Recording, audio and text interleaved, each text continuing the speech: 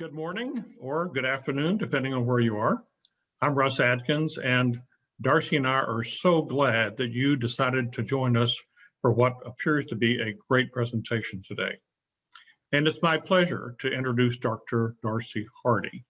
When Megan asked me to moderate a session and she told me which one it was, I said, I'm all in, because I wanted to go to that session anyway. And number two, I know Darcy, and she is a very accomplished person. I'd like to share a little bit about her before she takes over. Darcy currently serves as Associate Vice President and Client Services Director for Blackboard Inc. Her work focuses on the online learning ecosystem. You'll be hearing more about that, and how it impacts all parts of an institution or an organization. Prior to this position with Blackboard, she spent over 25 years in Texas public higher education, including the University of Texas System, UT Austin, UT San Antonio, and Texas State in San Marcos. Now, I asked Darcy to share with me a couple of points that don't often pop up in a vita or a bio, and here they are because these are really, really interesting. Tells us a lot about Darcy.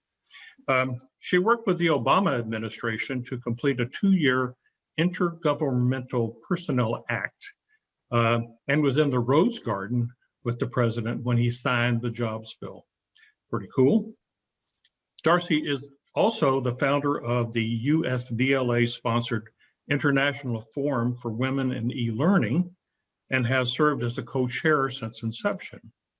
The IFWE focuses on issues faced by women in the industry, as well as on the importance of networking and mentoring, supporting the growth of women leaders in online learning today and tomorrow. But aside from the professional, Darcy shares that the most important thing in her life is her family. She tells me that she's so proud of her 2 daughters, and best of all, very proud and happy to be a grandma to her first grandbaby, Owen, who I believe just left her after a nice visit there. She and her spouse, Rick, who is a surfer, have property down in southern Costa Rica, and they enjoy gathering the family down there for fun and, of course, surfing. Darcy tells me that she tells me that I love to do what I love what I do, and I've always been that way. If you don't love what you do, she said, change it. Don't get stuck in something that you have the power to change. Life is too short to put off living. We all look forward to hearing what Darcy has to say today, as all of us move from the white water of 2020 into promising days ahead and potentially crafting a new vision and strategy for digital learning. Darcy. Well, thank you, Russ. I think that's probably the nicest introduction I've had. I love that you pointed out some personal things. Yes, my grandson, Owen, and his mother and father were here last week and left yesterday morning. And so we're trying to just wrap our heads around the fact that there's not a little 6.5-month-old in the house, but we're surviving. I also want to point out, Russ mentioned the International Forum, or as we call it, IFWE. You ladies that are in the audience, it's free this year and it's in December. And if you just Google IFWE 2020, it'll take you to the website. You can register and join us for our first, probably, hopefully, only virtual IFWE. We'd love for you to join us. So thanks again, Russ. And thanks for allowing me to have this opportunity to speak to everyone about something that's near and dear to me, which is vision and strategy around online learning. As Russ mentioned, at Blackboard, I do not focus on the technology. I probably really never have, even though my doctorate is in instructional tech. I've always been intrigued by the strategic side of online learning and how we do things the right way beyond the technology. And given where we are today with COVID, we're just like upside down in higher ed with everything that's going on and changes that have happened. And it's a really good time to be thinking about your vision and strategy. So I'm going to spend some time talking about both of those, and hopefully there's some resources that can help you think through this kind of thing on your own. So let me start with, sure I got my slides going, with a little bit about vision and strategy. I like this image because it really demonstrates that they go together. It's very hard to have a successful strategy without a vision. On the other hand, you could draft a vision and have a lot of ideas, but without a strategic way to get there, that can be very complicated and probably not as successful. Now, I work with a lot of schools, and I've worked with my own schools back when I was in the University of Texas system. And I learned that you can have a lot of these, big ideas. And at the time, pre-COVID, it was kind of easy to sit down and have a vision of where your institution was going to go. But the vision has to align with the institutional vision.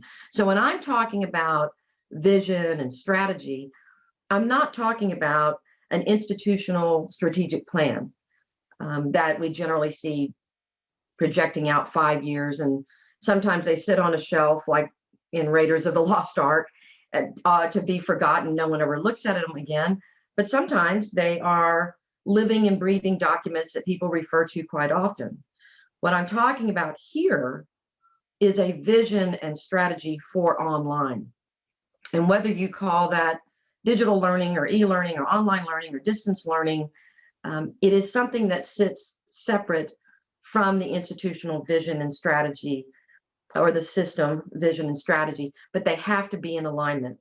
So you can't do these vision and strategy gears without having an idea of what's going on for the institution. And a lot of people make the mistake of working in a vacuum around how they vision on, excuse me, I'm drinking LaCroix, so every once in a while it kind of comes up. But they're not thinking in terms of the institution. They're in their vacuum and they're trying to think about how to do online learning, but they have to go together. So these two are what I'm going to talk about. And hopefully it will help you understand what I'm focusing on in my work and what I think every institution should be focused on as well. So with COVID, your first response might be, are you kidding? You want us to sit down and draft a new vision, a strategy for how we're doing online learning in the middle of all of this mess? It's not possible. We don't have time. We're too busy. Things are chaotic and we just can't do it. But there are very, very good reasons for doing it right now in the middle of COVID, because we will get to a point that we are post-COVID and we will be thinking about, what should we be doing? And if you wait until post-COVID, when things sort of settle into whatever the new normal is, you're almost too late. You're behind the 8 ball. And so right now is the time to sit down and think about what your vision is going to be. Your vision going forward post-COVID is likely to be very different than any vision you had pre-COVID. Everything's changed. So let me give you a couple of reasons why you need to be thinking about it now and sitting down thinking about your vision. And let me just say that even if you already have a vision and a strategy, this is a time to revisit. Even if you've never had one, this is a time to think about it. You can still offer your programs like you are now, but you got to back up a little bit and start thinking about where we're going. Here are some reasons.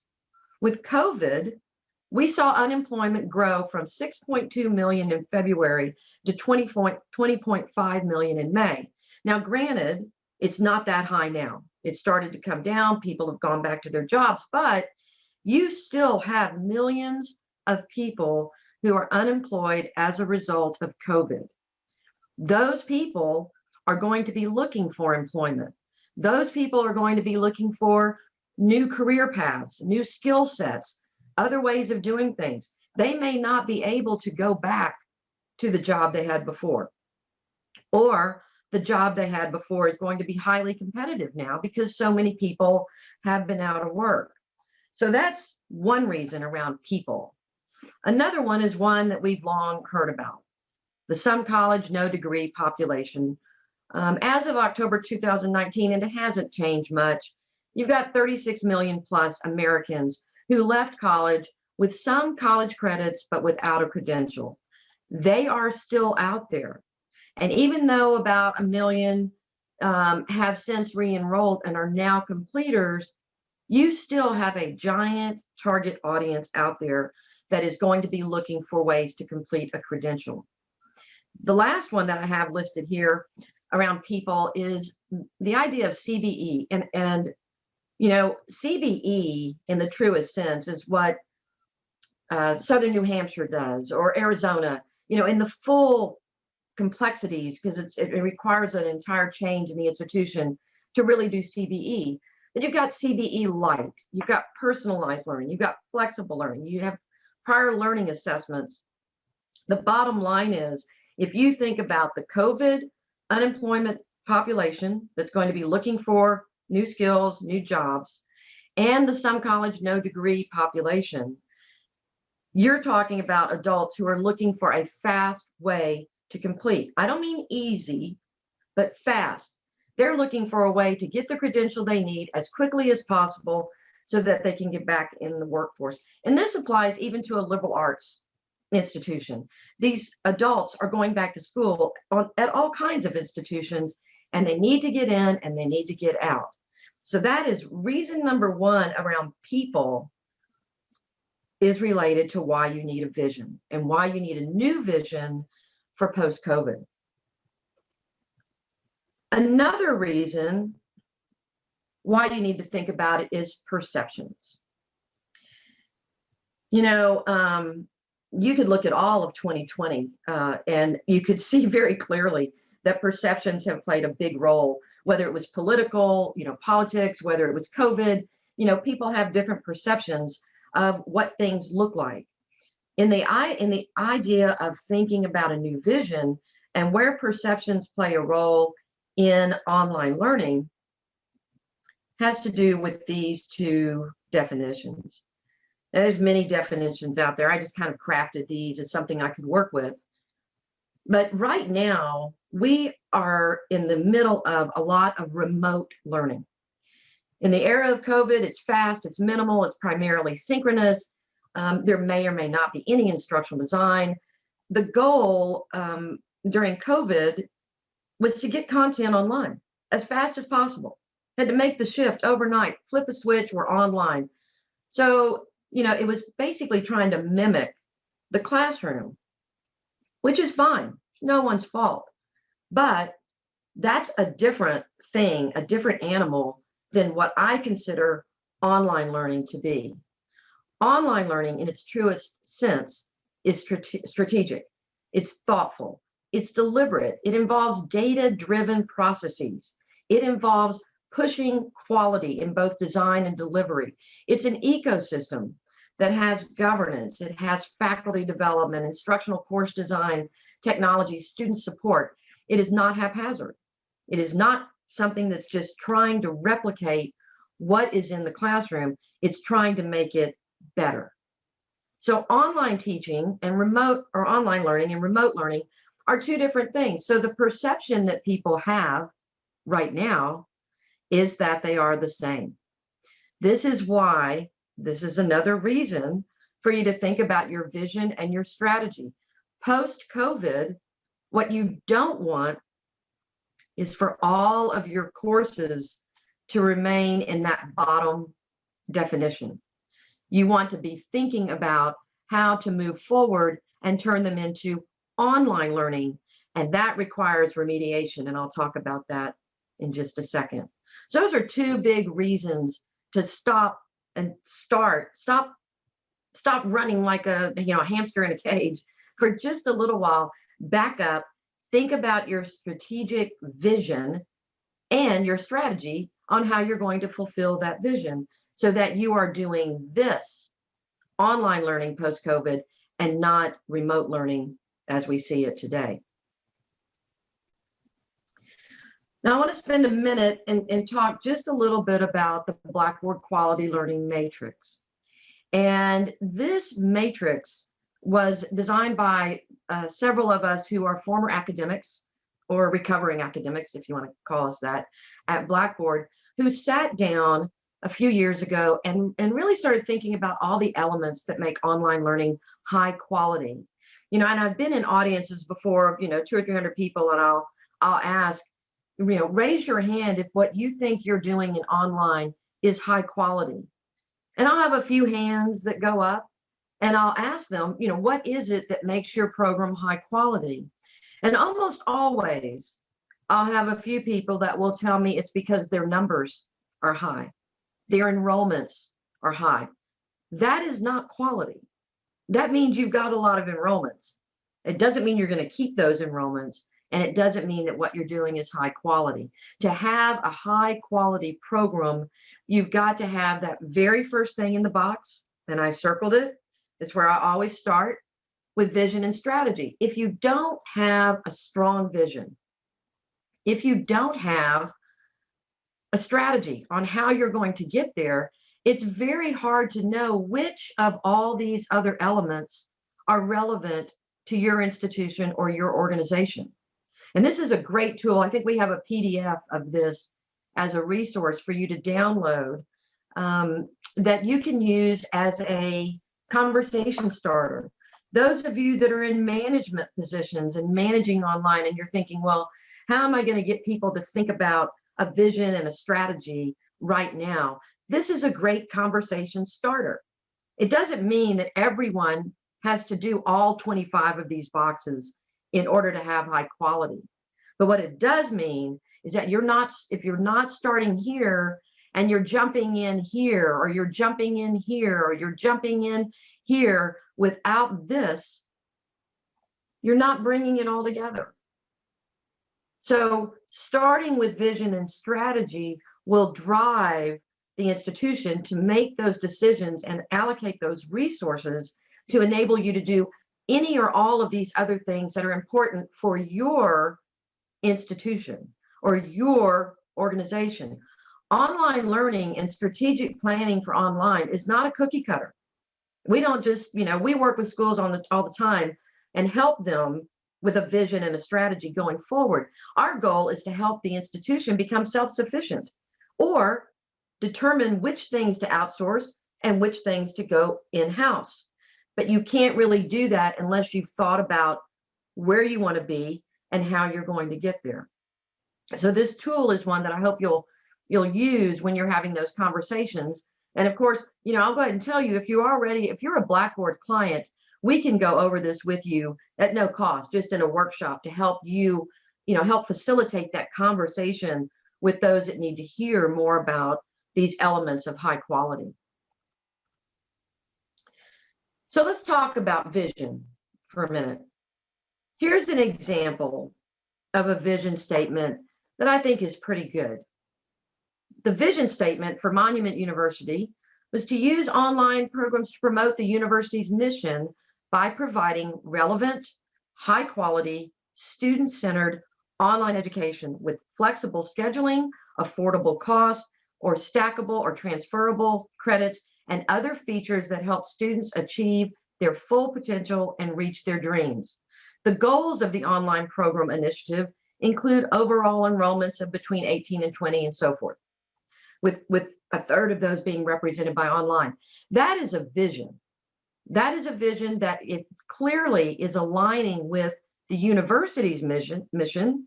You can see it's stated at the top, and at the bottom, the overall enrollment vision is 18,000 to 20,000.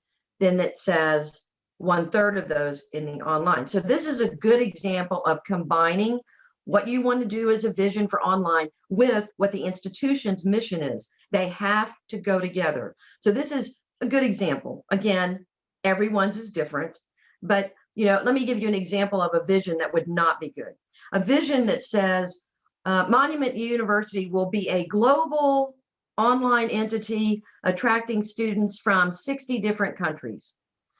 That is not only a bad mission, it's probably not realistic, depending on who you are. I work with small schools, medium schools, large schools, well-known schools, not so well-known schools. You have to be very honest with yourself and your institution of what's reality. Saying we're going to be global, I wish I could say, if you say it, they will come. If you build it, they will come. That's simply not true. So you have to be extremely clear on a realistic vision that is within your grasp. And then you can start thinking about how you're going to get there. So I want you to look at this too. And I think Russ is going to put the link that you see at the bottom in the chat. I think it was April. I wrote a blog for Blackboard. It's on our blog website. And it's talking about strategic planning for online. And as part of that, we built a strategic checklist that will help people like yourself think through where we are around our vision and where are we around our strategy. So if you just look at that first column, it's asking you, does my online vision and strategy and vision include our growth expectation, our strategy? Does it include program selection? Who is our target student population? And I already gave you, two different populations to be thinking about. The adult learner that's been unemployed, or even the traditional learner that's been unemployed and now going to try to go back to work post-COVID. Who is the population? You can't just say everybody. If you say everybody, that's not specific enough. Does it include your technologies, your policies and processes? I'm a big policy wonk when it comes to strategic planning for online learning. You really can't get to high quality without some set of policies that drive the quality, whether it's around your course design, your faculty development, your technology usage, your technology adoption. The policies have to come from the institution. These are not policies that the distance learning director drafts and thinks somehow all the faculty and everyone else is going to pay attention to them. Any policies, any strong guidelines you develop need to be part of your strategy, and they have to be blessed by your provost and or your vice president for academic affairs or your chief academic officer or whoever it is that the deans of the institution report to, and therefore the faculty report to those and then can follow the policies. Policies have to have consequences or they're not policies. So these are all things to think through in that first column. About your strategic engagement plan. Do you have an updated student orientation program? Is your student retention strategy in place? All of these things around the plan need to be spelled out. And you'll see that some of these, and I'm not going to go through all of them for the sake of time, but you'll see that these all tie in to the quality learning matrix. So what this does, the checklist sort of forces you to think through all of these in particular, specifically, deliberately, and not just say words. You put things on paper that you really mean, that you have buy-in. And if you go down this path, or when you go down this path of having a vision and a strategic plan to get there, this has to be a process that includes all stakeholders, which means your faculty senate or your faculty governance, or if it's at an organization, an employee group that can have a say-so in some of this. For an institution, it includes somebody from the registrar's office. It includes your ADA, your disability office. It includes your library support. It includes your bursar's office. These are all the people. It includes students, instructional designers, the people who have a stake, which is the entire institution, if you really get down to it, especially post-COVID. Everyone needs to have a voice. It doesn't mean a bunch of individuals, but somebody has to represent these different stakeholder groups as you work through this. Otherwise, it's extremely difficult, if not impossible, to draft something and put something together that people will pay attention to. And I know that many of you are sitting there thinking, well, who would be my people? Who would be my stakeholders? And you are immediately bypassing those naysayers and barriers at your institution, the ones that cause friction when you're trying to do something innovative like this. Do not ignore them. The goal should be to get them involved as much as possible, as much as you can stand. Bring them to the table. Let them tell you what concerns them. Because if you can turn them around a little bit, they're going to be your best champions to move all of this forward. And understanding that is a critical part, I think, in online. Going into post-COVID, many of you will have at your institution, you'll have faculty that don't want to go back to face-to-face, or they want to do hybrid, or they want to just, or they want to go face-to-face. They'll be all over the place. So, but your students, on the other hand, they've gotten a taste of this. Many of them will want to have more online. Some will want to go back to face-to-face. That's fine. But I think there's going to be a lot more online. I think there's going to be a lot more CBE and CBE type needs. So your strategic plan needs to take that into account. We are not in normal times. So strategy has to take into consideration everything you've learned this year with COVID. So I want to give you just a couple of examples of things that I would be including if I were sitting down at an institution, if I were in an institution right now, that are a little different than what they might have been pre-COVID. So for example, many of you, most of you, all of you are offering some courses that I would call COVID-19 courses, meaning they're remote. They're for remote learning. They were done quickly. You're trying to get them, better, but you're running 90 miles an hour and you just haven't been able to make them better. The problem is, if you don't make a stand, if you don't say we're going to remediate these COVID-19 courses, you're going to have a large number of faculty who think what they're doing is quality. It may get by, but it's not high quality because it is done so quickly and it's mostly synchronous without a lot of instructional design. So if I were doing this now, I would be first thinking about my course remediation as one of my major strategies going forward. And that includes taking an inventory of the courses that are COVID, making sure that you have identified your institutional quality standards, whether your quality matters, whether you use the Blackboard quality exemplary course rubric, whether you have your own, whether you use something from Chico State, whatever it is, you need to set those standards and know that that's your target for these COVID courses. You have to have a communication plan. You can't go in and start trying to do things in the courses without communicating why you're doing it, how you're doing it, the role that the faculty will play, the timeline for that process, the role of the designers. If you don't have any instructional designers, how are you going to help the faculty improve their courses? And I understand budgets are what they are. I've met very few institutions where they have enough instructional designers. But even if you have one, have them develop templates, have them develop some design tools, some job skill kinds of things so that the faculty can have a better chance of having high quality courses, understanding how to use discussion boards. You have design standards, you have course templates. These last two are a critical part of remediation from your COVID courses. And many of you may be using Blackboard Ally, which is great. That is an accessibility tool, or you may be using something else. 9 times out of 10, what you're looking at right now with these COVID courses and part of your strategy to get those to high quality has to look at accessibility, because I promise you, the vast majority of them are not accessible. Again, no one's fault, but this is your opportunity during your strategy that will not, and when you do a strategic plan for this, this is not going to happen overnight. This is not even going to happen in 6 months. Your strategy is something that will probably take a year. And this is just one piece of it. But you have to have a timeline that's reasonable, and you have to be thinking about accessibility. There's another link down there, and I failed to give that to Russ ahead of time, but copyright is a big issue. And I would bet even pre-COVID, the majority of your courses violate copyright in some way or another. That's just, especially if faculty are developing their own, because they tend to think copyright in the classroom is the same in a digital environment, and it's not.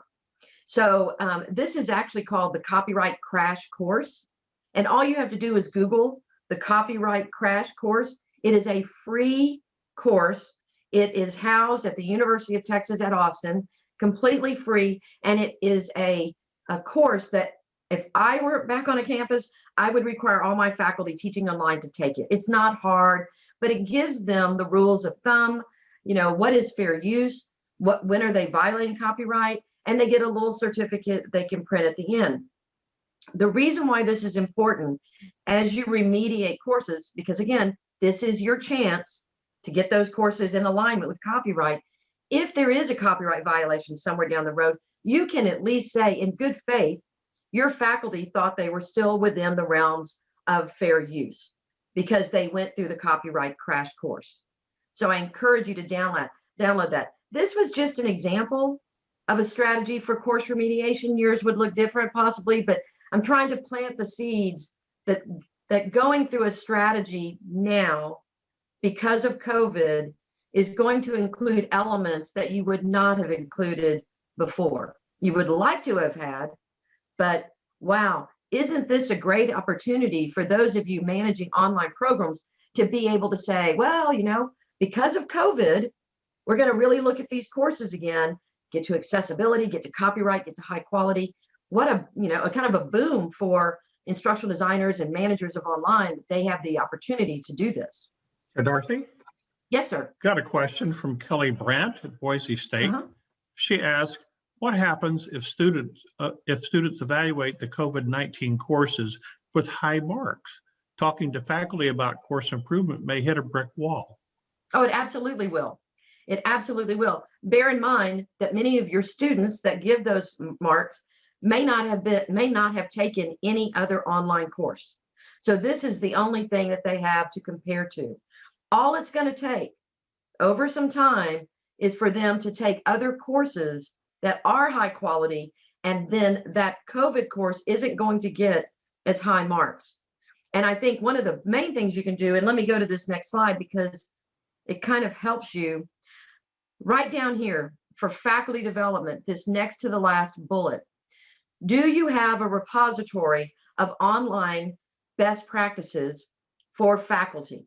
So in other words, faculty, I think, would be more amenable to making their course higher quality, even with high marks and that evaluation, if you had something to show them. So think about it. If you were doing this for the first time and knew nothing about online learning, and you did your course and you got high marks, and you had nothing to compare it to as a faculty member, how would you even know why we shouldn't make it better or what it could look like? And this also means the institution has to have an adopted set of quality standards. I mentioned QM, whatever it is, create your own, but it has to be adopted by the institution. So then you have something to say, well, while your course did okay during COVID, our institutional policy is that it meets this threshold of quality. It has to have this engagement and this interaction and so forth. And once these students take other courses that look like these in our best practices repository, you are not going to be judged quite so kindly because they're going to be comparing it now to something different. I will not say that it's not a challenge. It will be, Kelly, but you've got some tools now that you can use if you get some of this stuff in place. I know there'll be pushback on this, that somebody said, well, I can't make the faculty do anything. In that second bullet, if you think about it, in February, March, April, you had to flip a switch. And we all got caught, with, oh my God, we've got some faculty who have never even opened a course shell. They don't even know what buttons to push. They have no idea how to run a discussion board because they didn't go through faculty development because we only require it for faculty that are going online. And in many cases, I see schools where not only do they do minimal faculty development, it's like how to use the buttons, nothing about pedagogy. So what I would recommend as far as continuity going forward, that you think about and work with your faculty governance group, find a minimum threshold for faculty development that all faculty go through. You get your faculty governance group involved. You don't make it this 4-day rigorous thing, but you think about what's the minimum that any faculty member should have if we got caught in this situation again. We had to flip the switch overnight. what would they at least need to know to get going? And then we can help them. For faculty that are just coming in, it should be part of their onboarding. Absolutely, for all adjuncts, teaching assistants, and I say the ones that you can kind of control. But for tenured faculty, it's also about demonstrating how this will make them look better. You want the whole goal of faculty development and instructional design is to make them look good. Your job is to convince them that this is going to make them look good, but that's why you have to have some place for them to see what is good. What does it look like? Let me end with this slide and then we'll have some conversation. A vision without a strategy remains an illusion. And while I encourage you to have a vision, it's just going to sit there if you don't develop some kind of strategy on how you're going to get to the vision, to the goal of the vision. So, I know this was a short session. You might expect I could talk hours about this. And when we work with our clients, I have a team of people that work with clients to do just this. Nothing about, you notice there was nothing about technology other than supporting faculty understanding how to use technology. This is not about the LMS, in whatever LMS you're using. That's a tool. It's a great tool. It's really, if faculty use it well, it can be an outstanding asset. But the strategy of how you get there is all about internal communication, relationships, buy-in, being prepared to be the best that you can be in order to meet your vision. So let me stop there. And can we open it up for questions? I know we have about 5 or 10 minutes, maybe. Looks like we have about 3, but that's okay. Sorry, I went a little long. I get going. Kelly's got another question. Mm-hmm. What are your thoughts on recognizing online course development in faculty review and tenure processes? Are you, Kelly, I know you can't come on the mic, but are you talking about how to, and you can, I guess, nod or write in the chat. Are you talking about how to make sure that this process or how it could be part of promotion and tenure? Is that the question? I think she's looking for ways to use the online course development faculty review process as part a way of cementing the importance of this. And she says yes. Yeah, Penn State's World Campus was the first school that I saw, this is going back a while, that really looked at courses and encouraged colleges and schools and department, sometimes promotion and tenure comes all the way down to the department level, to consider that course development as part of their scholarly work. Now, it is a decision that you can't control, but if you can work with your faculty to demonstrate how a well-designed course really is a scholarly work, they are putting their mind share into the online course, their knowledge into the course, and they are teaching. But if you develop a very well-designed high-end course that's interactive, engaging, great assessments, it's not just a bunch of multiple choice, it's actually assessing learning. And there's a lot of work that goes into a very high quality course. These are courses that are not developed in like 4 days. A course that takes about 2 or 3 months, if you're planning, you don't offer what you've got, but you spend some time really designing a high quality course, then you have something to go to a department chair or a dean to say, we feel like this faculty member is putting in the work of a scholarly activity. But every single school is different, and every department is different, every college is different, and getting that point across, again, it goes back to when you're doing your visioning and when you're talking about your strategy, part of your strategy could be to move the institution into recognizing the work that is done in an online course as a scholarly activity. You can do that if you can demonstrate it. You can't just talk about it. You'll never get anywhere. So documenting the process, showing the work that faculty do in course maps, and what they do to take their knowledge and put it on really online versus standing in front of a lecture hall. And if you think about it, when they're writing a chapter for a book or a monograph of some sort, they spend a few months, if not longer, on that. They put a lot of thought around the pedagogy that goes into whatever they're writing for that scholarly work. That needs to transfer, that kind of work needs to transfer in the online environment if you're going to try to demonstrate it should be considered at least for promotion and tenure. It's a challenge, but people have done it. But you have to do your homework and have to have all the pieces.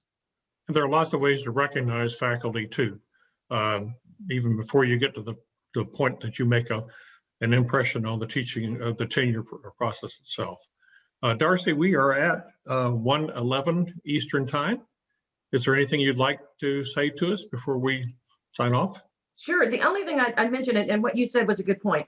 You know, setting up a reward system or an award system at your institution to award, put out awards for faculty for their quality courses, giving rewards if you have any kind of budget, gift cards, anything that is an incentive for them to be for them to want to put that kind of work in the course, and having a reasonable timeline of expectations of how they can put that work together. But I hope that you all really think about looking at your vision, thinking about a strategy, pushing forward. If you are a Blackboard client, send me an email. I'm happy to walk you through it in more detail. And it's not something that you can't do. Anyone can do this work. You have to find the time to do it, and you have to be thoughtful and deliberate about who you bring to the table. So I wish you all good luck on putting it together. Thanks for joining us today, and thank you, Darcy, for a great presentation. So long, everyone. Thank you all. Bye. Thank you. Bye.